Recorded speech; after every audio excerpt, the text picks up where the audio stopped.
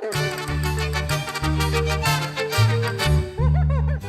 voiceover doctor presents Margaritas, Mojitos, and Microfones. Viva el voiceover doctor. I'm gonna need one of these margaritas.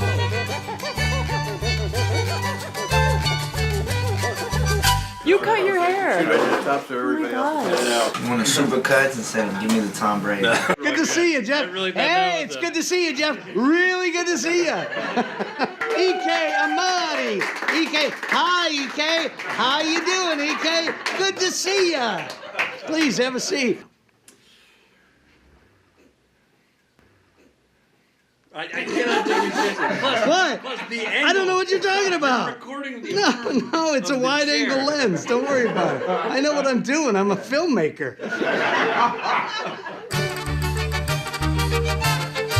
I used to listen to those guys over and over and over. And by that time, I'd learned like a mimic style. And so what I learned to do was take the style that I learned from them, but then give my version of it, or how I felt about what was going on. And this goes back to what I was talking about it being a storyteller. 3 episodes remain, but some are just getting started. A spectacular new arrow, followed by the 100, all new tonight, Wednesday, on the CW. Your lines underline the seriousness of what came before it. So you've got to feel that gravitas and seriousness when you come across. And this is a note for everybody. I'm not asking you to make your voice deeper. That's not what I'm saying. Gravitas is not depth. Gravitas is a feeling of seriousness, and it changes everything else. So instead of going from what you think it sounds like, go from how you feel first, and it will change what you sound like.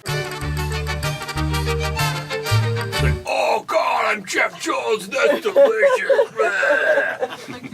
And it's a really fun voice, so I was like, do that read, because it was for superheroes. And then she did it, and then she was like, that's not exactly right, but it led her to something else. So that read to me was that, like, you could hear that on TV, sure, but it's not going to book you the job. They're going to direct you to that. You're the worst. Premieres this July, only on FX. See, now we're finding a character, and that's where it lives.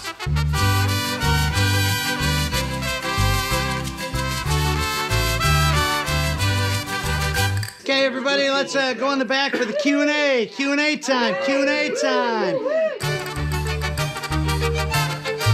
You can't be an expert musician without putting at least a couple hours a day into it. I mean, same with painting, same with anything. So if you want to be an expert VO person, it's like, well, I talk all the time. That's completely different than practicing voiceover. So I should practice. Is that what you're saying? I should practice.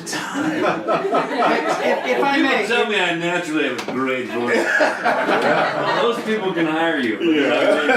If I may add to that, because the unique situation we have here between EK and I is he started here. He started here. Okay? When EK came into my office, he was an actor, he was a pretty good actor, and then it was through his sheer diligence and hard work that he's telling you about that he became the guy who's now teaching the class. You know, and again, he makes way more money than any of us in this room right now. And it's because of that work ethic. You know, okay, he's got the voice of God too, okay? but without, you know, I mean, I've come across a lot of people in my years of teaching where, and you're one of them that I've said it to, and I said to him when he walked in my door, I said, with your voice and what I got up here, you're gonna make $1 million someday, okay? If you take this and put it in your head with that voice, you're gonna make a lot of money. And again, you guys are in that same position right now. I mean, each of you has your own unique thing. You have to figure out what that unique thing is. You know what I mean? But what they're both telling you is such great information. It's such great advice about, yeah, you gotta fucking work at it. You gotta do it all the time. If any of you have taken my class, which I know a lot of you have, for those who haven't, I always say to people who walk into my door, if you do this, here's a guarantee. If you do this all the time, you'll be very good at it. You'll be very good at it. Everybody in the world when I was 22, told me to get out of the business. They told me, why don't you not do this? Mainly because of this. You know what I mean? That was mainly because of this, not my talent. But again, I've made a fine living at it, okay? Because why? Because I persevered. Because I worked at it. I worked hard at it. And I said, you know what? Yeah, why can't I do that? So keep that in mind. Where do you train? And when do you know you're ready? Well, you're training here right now. Well, this is this is the hard part actually, because I feel like, and this is something that I think I've talked to a couple of you about that I'm trying to help remedy a little bit. There aren't really that many promo and trailer teachers around, and good ones. Yeah, there's almost none. So what?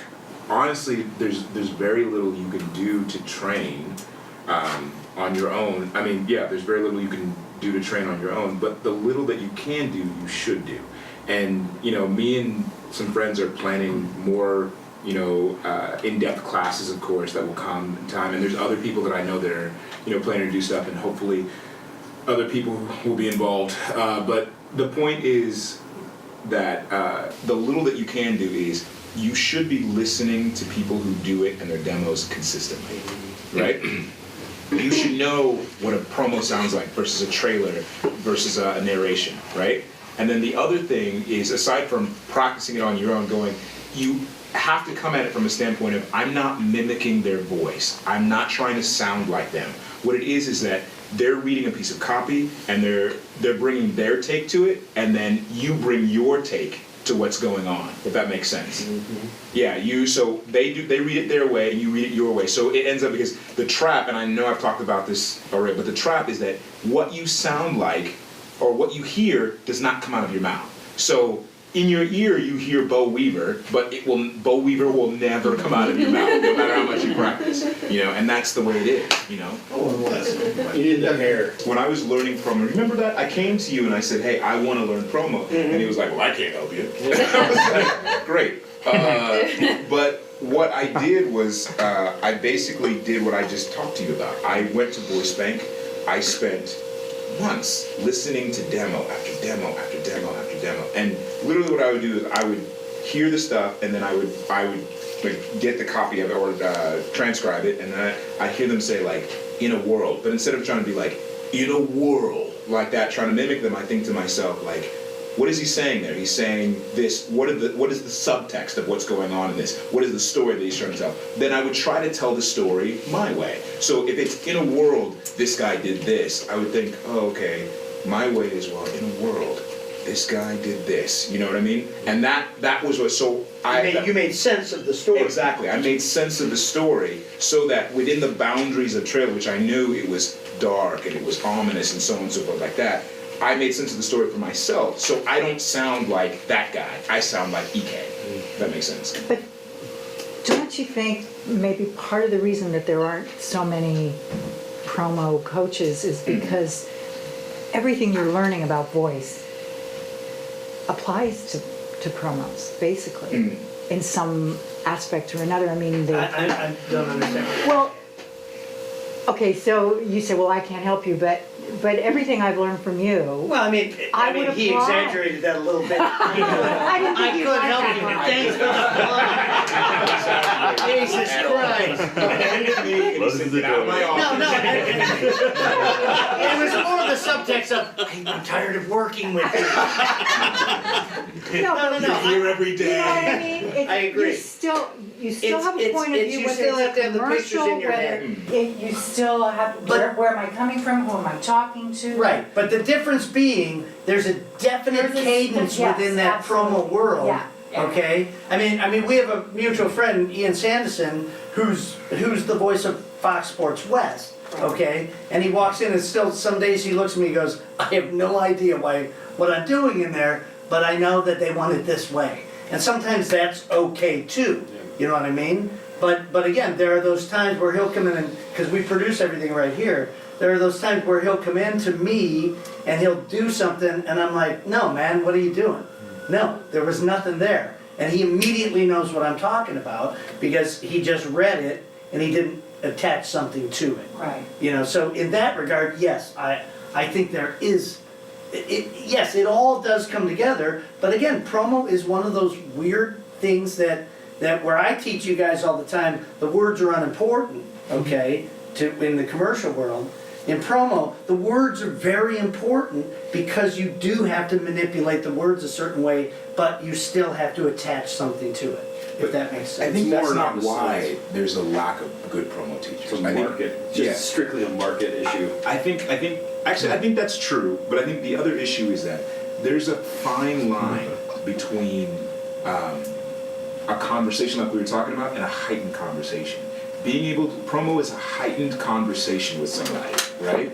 And being able to teach somebody to do a heightened conversation without you doing it yourself a lot is very difficult. It's hard enough to do on your own and be good at it, but then to be able to, so most of the time, like the promo people that I've gone to see and whatever, they have a vague, like what Bill was talking about, they have a vague idea of what's wrong, but they don't know how to tell you what's right. Like, this is how you get to what's right. And I think that's why he called them shysters, honestly. That's my opinion. Yeah. That is why I call them shysters. Promo is more about the emotion of what you're saying, and trailers are more about landing the meaning. Is that correct? Not necessarily. I think the difference is that yes, emotional content is required in both areas, right?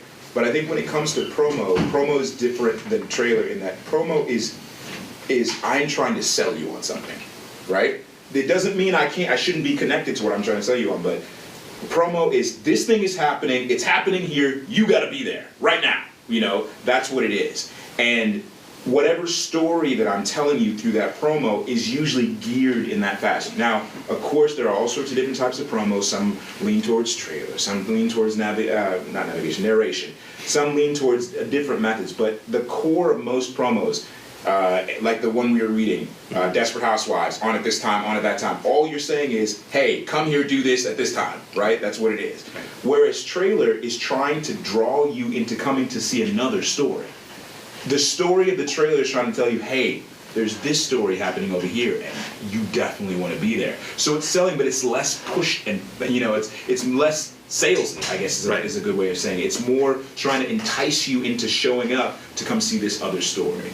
So both require emotional content, but the difference in the type of emotional content, to me, is what makes the transition.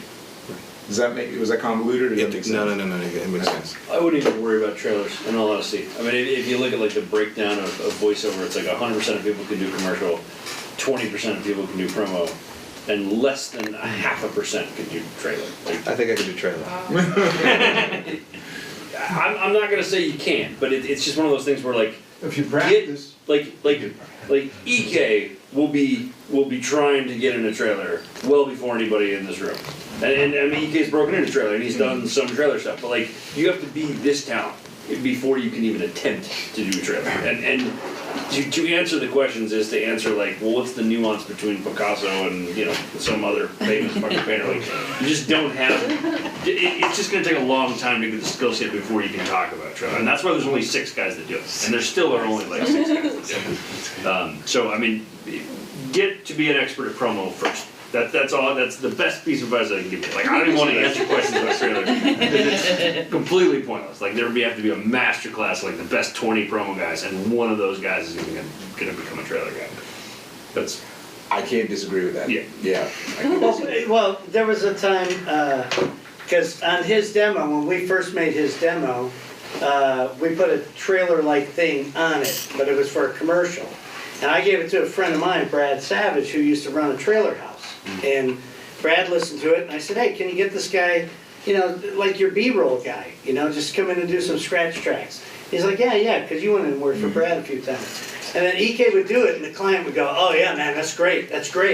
And then, Brad would say, all right, so should we give the guy a call? He's like, yeah, no, call Don. Call Don. And Brad's like, yeah, but you love this guy. I mean, you just love this guy. And they go, yeah, call Don.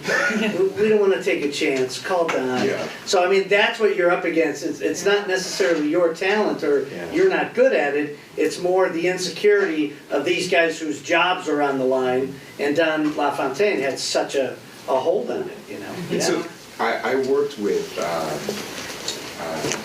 the Trailer House Motion. I did scratches for them for 2 years. Probably once a week at least for 2 years consistently before I booked my first trail out of motion. For 2 years consistently, once a week I would get a trail, and I remember after about 6 months I was like, this is kind of pretty. And this is what happened.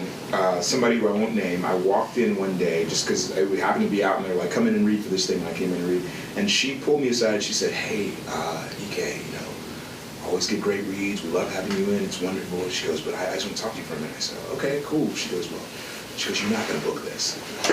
What? And she was like, I just want to talk to you because I know you come in here all the time and so on and so. She goes, but you're wonderful, but it's not gonna happen. She goes, you just gotta pay your dues. I think I told you this. Yeah, you did. Yeah. You just gotta pay your dues. She goes, the person who she said was gonna book it, the people here, they know his kids, they know his family, they know all this stuff. So they want to talk to him first. That's just the way it is. And so just wait your turn. Don't give up.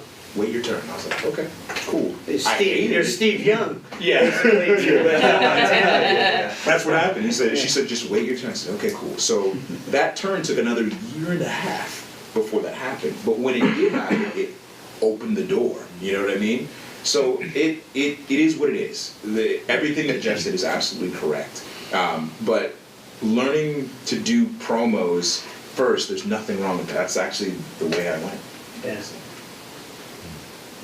Do you still do on camera, EK? On occasion, honestly, I only do on camera when my agent calls me and is like, hey, we have this on camera thing, do you want to do it? And I'm like, do I have time to do it? And she's like, yes, and then I do it, that's it. Now, do you feel that sometimes and you obviously, you prepare it and you've gotten to the point where you've gotten now. At some point, do you feel like you can't do anything else? You're married to the mic. You're just you're like you're just tied to the thing. Like does that ever come into you emotionally for you as a person? Actually, no. I love my job. Yeah. Like every day is something different, right? And then some days I get to dress up in a black suit with balls on and pretend to be somebody else chasing space aliens around. I love my job. Every day is different. He's a nerd at heart. Yeah. He's a big nerd. I love it. And the best part is like when I'm reading something that's like sports gears, like I get into it. And when I'm reading something that's like epic and or like comedic, I enjoy every aspect of it. So to me, it's constantly changing. So it doesn't. It's hilarious to me that talent where he's like, oh, do you try sitting at a fucking desk 14 hours.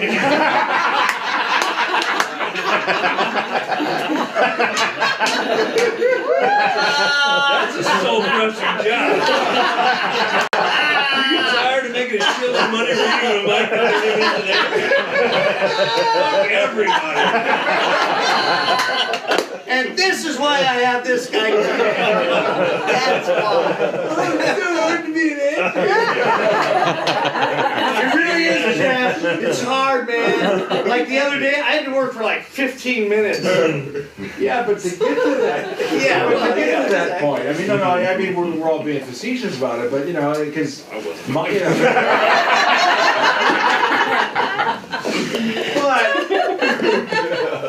you have a job tomorrow. I don't. That's fair. Yeah, it's totally fair. I don't have a job. That is the flip side of that coin. There's no doubt about it. And tomorrow I'm surfing, but I get what you mean. On Monday I have a job. I don't know if I have a job next week. Yeah, that's fair. And the thing is, actually, speaking to that point about not EK. Yeah, I remember. I mean, I haven't forgotten what it was like. Being in Bill's class and him telling me that you got to do this and this has got to happen and so on and so forth like that. And I went in and out and up and down. And I remember the day that I came in after it was like 2 years in, right? I came in and I was like, I can't do this. This is just not working. It's awful and I need help, And so my issue was that I would get in situations where I was so nervous that I didn't want to do it anymore. I would get so nervous I didn't want to do it. But I was like, but I get nervous in front of Bill. So, okay, I was like, this is what I'm going to do. I'm going to come in every time I have an audition, and I'm going to practice my nervousness away in front of you. That's what I'm going to do, because you make me nervous. And so, seriously, that's what I did. And that was how the dartboard of payment started, right? Yeah, well, that's not why it started, but that's how you took advantage of it. Oh, anyway. I mean, I made about $2,000 on you coming in and throwing darts. Because every time I had an audition, I would do that. But that time, It's like, no, it's sucked. only nothing. It was awful, you know. But I thought if I keep plodding away at this, I'll eventually do it. So it's true, but now that I've crossed that transition, I mean, it's not all joy all the time, but I wouldn't ever do anything else, honestly. Well, Yeah. I agree It's so with funny, that. I do that too, actually. Yeah. When you started EK, I feel like I've asked you a billion questions, but I don't know if I asked this. When you started, you didn't start to get into promo. You just going into VO. Is that correct? Yeah, I started with commercial with Bill. That was where I started first, and I was working steadily in commercial before I ever touched a promo, ever. But I think I was the guy looking at you going, buddy, you gotta fucking. Yeah. You We talked about it before that happened, and we did like a promo-like thing on my demo. A little. Yeah. It was kind of, or I guess trailer. It was the trailer thing. Yeah, but that was as But that's what you close. booked the scratches off of. Yes, yeah, but that came later. Yeah. Yeah, but so I was deep into commercial before I ever touched anything else. Yeah. Because when he first came to me, he said he wanted a trailer demo. That's what he wanted. I don't And remember was- saying that. No, you did. That's why we put that thing on there. That's why I found that script. I was crazy. Yeah. Well, you didn't know any better. And then, yeah, so you. Oh, he's so old and bitter and. And how long ago was senseless. the day that you said I want to do promos and started to look? I don't know, like it's 2015, so it was like 2008 or something. Oh God. Yeah, something like that. Yeah, roughly. Yeah. Keep in mind, it does not take you 4 years from this date to book a promo. No. Like, you can do it faster than that. And Yeah. like, I mean, anybody here is, the more you practice in commercial, the more you're going to be better at promo. You know, like they're very similar skills. And promo is also changing to being, a little bit more conversational. They're introducing more characters into promo. Yeah. So I don't want it to be discouraging. I What we're trying to do is just sell how you need to practice. That's Yeah. really what we're doing. Yeah. Yeah.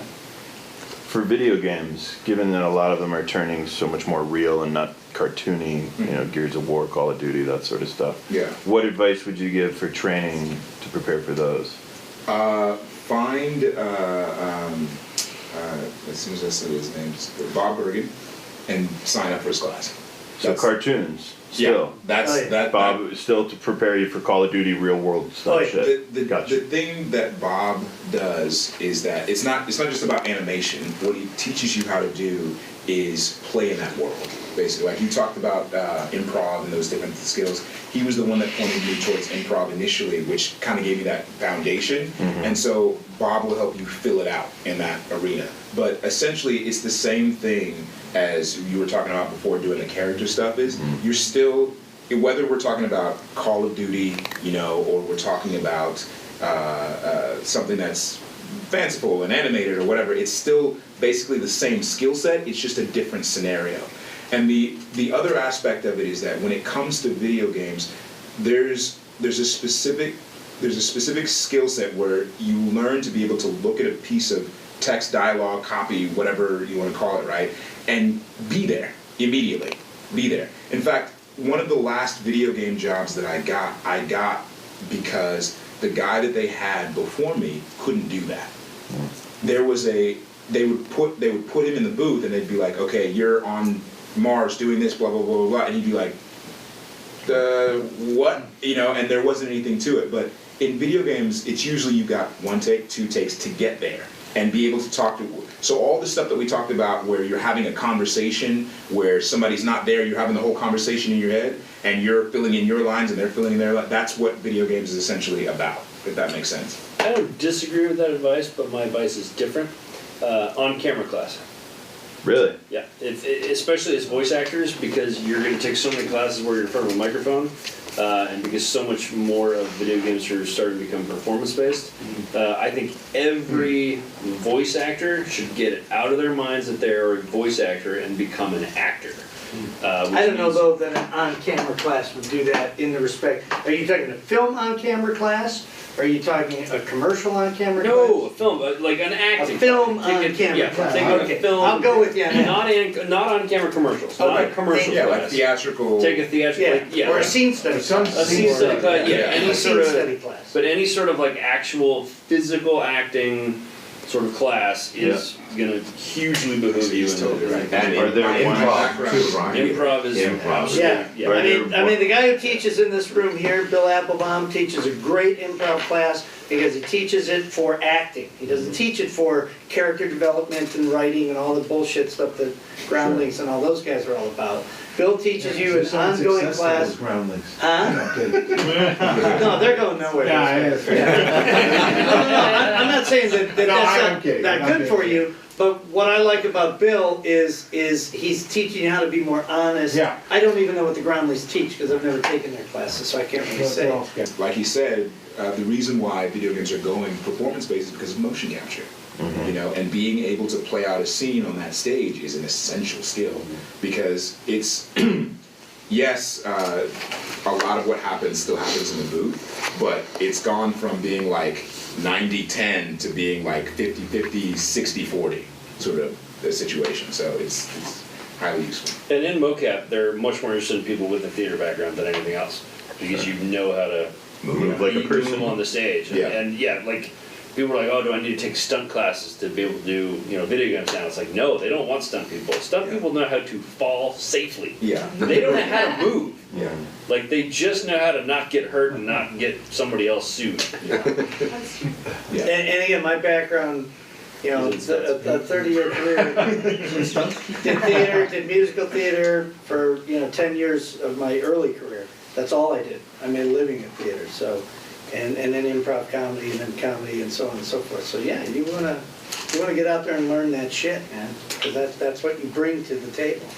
Whenever I'm doing a demo with somebody, they're always like, well, are you gonna supply me with everything? It's like, no, man, I'm not gonna supply you with shit.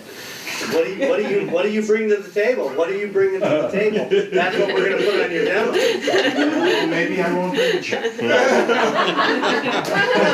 You all know what I'm talking about. I made half of your demo, so you know what the fuck I'm talking about. It's one of those things. The people who bring more to the table have a better demo because you don't want it to be my demo. You want it to be your demo, and that's what I mean. Bring your experience to that audition, to that mocap, to that voiceover, whatever the fuck that is. Bring your experience to it because that's what they want to hire. That's what they want. Okay? I've gotten many a job by being the dick that you see here. Okay? And it's because I'm just like, this is how I'm going to do it. This is just how I'm going to do it. And sometimes that'll get you the job. Sometimes that'll lose you the job. But because I'm a dick about it, I don't care anymore. So keep that in mind. Any other questions? Jeff Jones! Jeff Jones!